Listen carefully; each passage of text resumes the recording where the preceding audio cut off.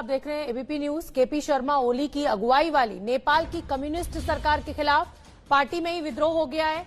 Communist party के अध्यक्ष प्रचंड ने प्रधानमंत्री पद से केपी शर्मा ओली का इस्तीफा मांगा है। प्रचंड ने आरोप लगाया है कि ओली हर मोर्चे पर नाकाम रहे हैं। प्रचंड ने पार्टी में बंटवारे की धमकी भी दी है। 3 साल पहले प्रचंड ने अपनी अगुवाई वाली माओवादी पार्टी का ओली के नेतृत्व वाली पार्टी यूएमएल में विलय करवाया था। प्रचंड को पार्टी के 2 पूर्व प्रधानमंत्रियों माधव नेपाल और झलनाथ खनाल का भी समर्थन हासिल है। कहा यह जाता है कि पार्टी में बगावत से ध्यान भटकाने के लिए ही केपी शर्मा ओली ने भारत से नक्शे विवाद को तूल दिया है, लेकिन लग रहा है कि उनका ये पैतरा बस कुछ ही दिन काम आया। हमारे साथ हमारे राजनीतिक संपादक पंकज झा जुड़ रहे हैं। पंकज झा, जिस तरीके से प्रचंड ये आरोप लगा रहे हैं प्रधानमंत्री के ऊपर कि हर मोर्चे पर वो असफल रहे हैं और ध्यान भटकाने के लिए ही नक्शा विवाद खड़ा किया है, क्या है आपका आकलन? शोभना, इसमें कोई दो राय नहीं है कि सरकार वहां संकट में है केपी शर्मा ओली की, और इसीलिए वहां पर राष्ट्रवाद जैसे मुद्दों को उठाया जा रहा है। जैसे अभी लिपुलेख और काला पानी के जो उत्तराखंड में का हिस्सा है, इन दोनों को नेपाल के नक्शे में बताया गया। फिर नागरिकता का हवाला दिया गया कि उसके लिए भी नया कानून लाया जाएगा। इन सब मुद्दों को उठा करके नेपाल के सभी राजनीतिक पार्टियों को अपने पाले में करना चाह रहे थे केपी शर्मा ओली, लेकिन उसमें वो असफल होते दिख रहे हैं। आपको बताऊं कि 2.5 साल पहले जब वहां चुनाव हुआ था, उसके बाद जो 2 बड़ी कम्युनिस्ट पार्टियां थी, एक नेपाल कम्युनिस्ट पार्टी माओवादी जिसके अध्यक्ष प्रचंड हैं, पुष्प कमल दहल जिनको कहते हैं, और दूसरी नेपाल कम्युनिस्ट पार्टी एकीकृत माओवादी लेनिनवादी जिसके अध्यक्ष केपी शर्मा ओली हैं।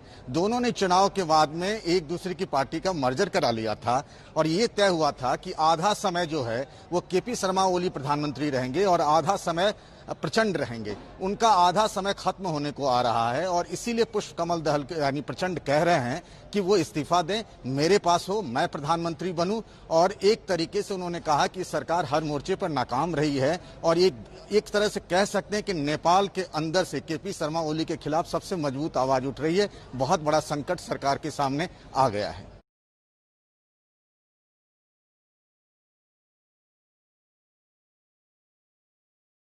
वर्ष उपभोग गरेको जमिन 58 वर्षदेखि खोसिएको छ।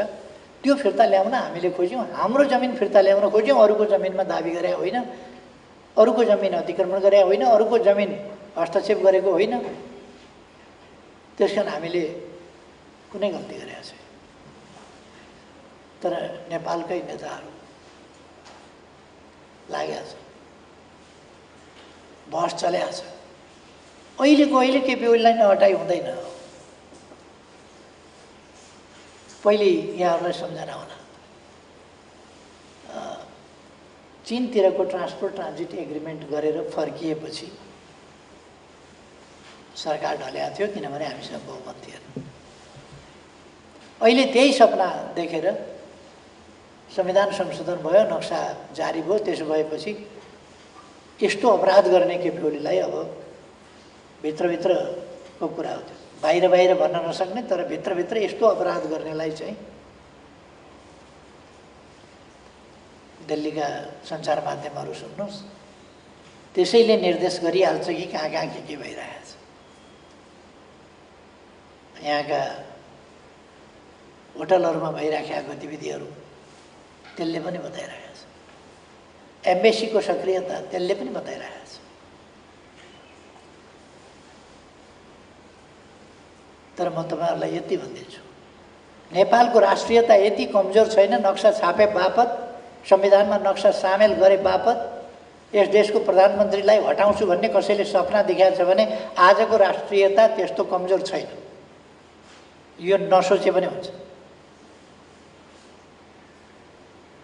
त्यसकारण यो भ्रम कोसिस गर्नेलाई त गर्न दिउँ, तर हिजोको जस्तो होइन। कसैले हतारो नगरे पनि हुन्छ र कसैले विभिन्न आग्रहहरू नपाले पनि हुन्छ। हामीसँग जोडिन हाम्रो च्यानललाई सब्स्क्राइब तथा बेल आइकनमा क्लिक गर्न नभुल्नुहोला। धन्यवाद।